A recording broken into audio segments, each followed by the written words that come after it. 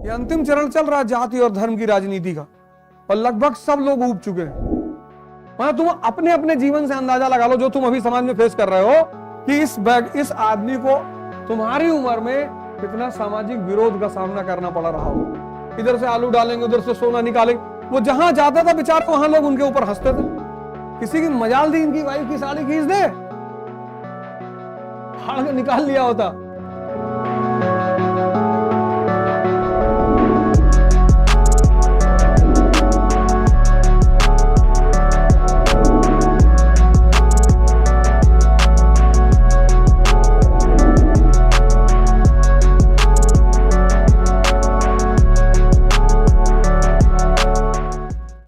मैंने एक शब्द का इस्तेमाल किया, वो जीवन का इतना प्यारा शब्द है बहुत, और एग्जाम्पल भी दिया तुमको मैंने, मोदी जी। उस बैकग्राउंड का आदमी, मतलब तुम अपने अपने जीवन से अंदाजा लगा लो, जो तुम अभी समाज में फेस कर रहे हो, कि इस आदमी को तुम्हारी उम्र में कितना सामाजिक विरोध का सामना करना पड़ रहा होगा। बस जो चीज तुम आज फेस कर रहे हो, वही इस आदमी के बारे में सोच लो। 30 में, 40 में, 50 में, कितना विरोध, कितना गाली, लेकिन कितना अंदर से मजबूत व्यक्तित्व रहा होगा। ये कुछ नहीं कर पाओगे, भौंक लो जितना भौंकना है। और जिन लोगों ने उस वक्त विरोध किया होगा, वो सब आज कह रहे होंगे कि नहीं, दम तो था, पहले भी ऐसा नहीं था, ऐसा नहीं था, मोदी के अंदर पहले से कुछ तो था, हम लोग देखते थे, कहते नहीं थे। राहुल गांधी ने कितना बर्दाश्त किया पिछले 20-30 साल, कितनी बेइज्जती बर्दाश्त की उस आदमी ने, क्या क्या नहीं कहा लोगों ने। तुम दूसरा एग्जांपल राहुल गांधी देख लो, पूरे जीवन उनकी कोई बेइज्जती नहीं हुई। प्रधानमंत्री के बेटे के साथ कौन बदतमीजी करेगा, और जिसका खानदान प्रधानमंत्री हो। लेकिन पिछले 20 साल उस व्यक्ति ने हर चीज बर्दाश्त किया, कितना व्यंग, कितना तिरस्कार, कितना गाली, लेकिन वो आदमी अपना काम करता रहा, ऊपरी निकल गया, कट ऑफ से ऊपर चला गया ना वो आदमी।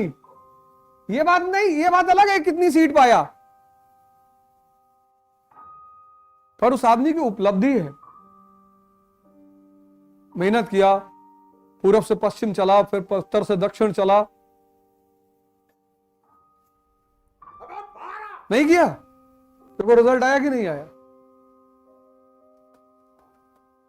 मैं राहुल गांधी को भी बोलूंगा कि नहीं, बहुत बड़ी बात, इतना विरोध, इतना हर दूसरे दिन तो उस आदमी का कोई वीडियो आ जाता था एडिट होके, इधर से आलू डालेंगे, उधर से सोना निकालेंगे। वो जहां जाता था बेचारा, वहां लोग उनके ऊपर हंसते थे। और हंसते हुए मॉब को फेस करना, मतलब आप कहीं गए बोलने के लिए, लोग आपके ऊपर हंस रहे हैं, कोई भीड़ में से चिल्ला रहा है, तो राहुल भैया वो मशीन वाली, सोना वाली, और आप उस सबको फेस करके बोल रहे हैं, कितनी बड़ी उपलब्धि।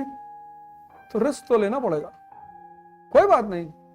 देखो ऐसा है कि जितनी बातें तुम मुझे गिना रहे हो,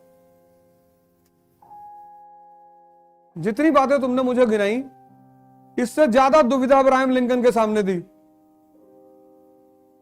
जितनी चुनौतियां तुमने मुझे गिनाई ना, उससे ज्यादा यही तो दुनिया में योग्यता किस बात की है। 50 ओवर में 30 रन बनाना है, वो तो हम ही जाके बना दे। लेकिन जब 50 ओवर में 435 रन बनाना है ना, तब योग्यता है, तब उस खिलाड़ी का नाम है हर्षल गिब्स। तुम्हारे पास चुनौतियां बहुत ज्यादा हैं, समस्याएं नहीं है, छोड़ने की क्या जरूरत है। भाई बुद्ध परिवार छोड़ के चले गए, वर्धमान परिवार छोड़ के चले गए, विवेकानंद ने परिवार ही नहीं बनाया, इसका क्या मतलब है कि हर सन्यासी परिवार छोड़ दे। कृष्ण ने तो नहीं छोड़ा,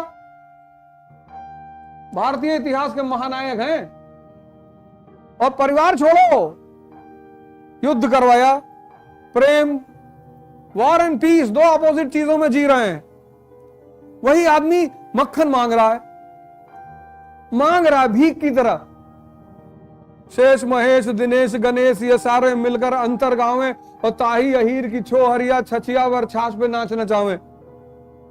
मतलब जिस आदमी का गुणगान ब्रह्मा विष्णु महेश कर रहे हैं, वो आदमी यादव की लड़कियों से कहता थोड़ा सा मक्खन दे दो, तो कहती नाच के दिखाओ। तो वो आदमी नाच भी रहा है, वो आदमी जाके कंस को उड़ा दे रहा है कि मामा मार डालेंगे, बदतमीजी मत करना। सरलता को तुम हल्के में ले रहे हो। किसी की मजाल थी इनकी वाइफ की साड़ी खींच दे, किसी की मजाल थी इस आदमी की वाइफ की साड़ी खींच दे, फाड़ के निकाल लिया होता। तो चुनौतियां तुम्हारे सामने भी ज्यादा हैं, तुम्हारे त्याग अलग हो जाएंगे। तुम दोस्तों का त्याग कर दो, मोबाइल उठा के बाहर फेंक दो। तुम त्याग का मतलब ये क्यों समझ रहे हो माँ बाप को छोड़ना? मैंने कहा त्याग का मतलब माँ बाप को छोड़ना।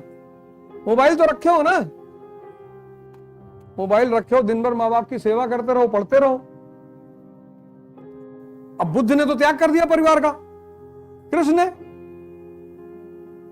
वासना का। किस व्यक्ति को किस चीज का त्याग करना है ये उसे पता होना चाहिए। तो कुछ लोगों ने वर्धमान महावीर को देख के और बुद्ध को देख के ये सोचा कि परिवार छोड़ना संन्यास है, बर्बाद हो गए। कबीर ने नहीं छोड़ा।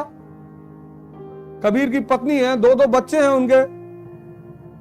त्याग उस चीज का करो जो तुम्हारे विकास में बाधक बन रहा है।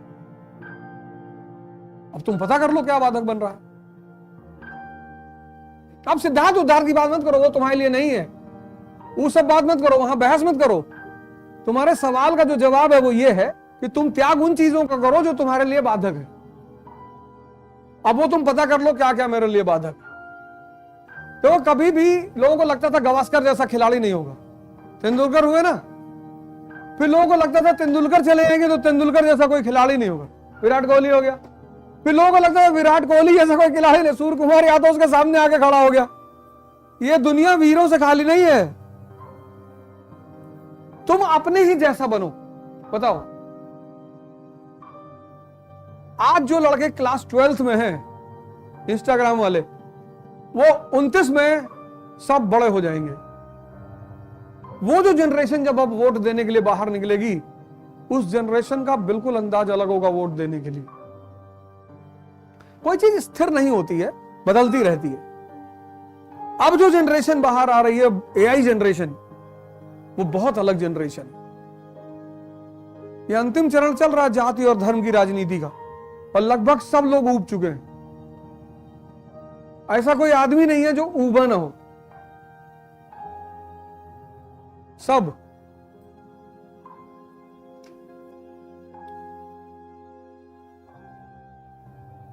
और यूसीसी जिस दिन खत्म हो जाएगा, एक मिनट, जिस दिन यूसीसी खत्म हो जाएगा, यूनिफॉर्म सिविल कोड, उस दिन मुसलमान इस देश में सबसे उन्नत कम्युनिटी होगी, सबसे। उनके विकास में एक ही बाधा है,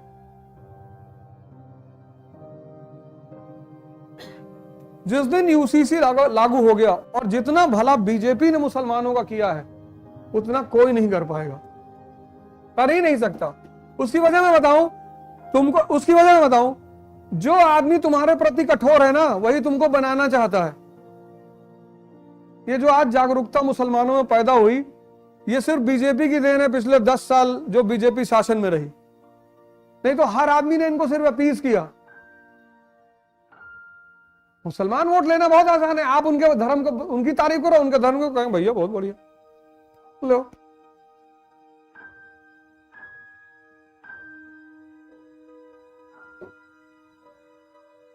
तो जनरेशन बदलेगी, धीरे धीरे जागरूक जनरेशन आएगी।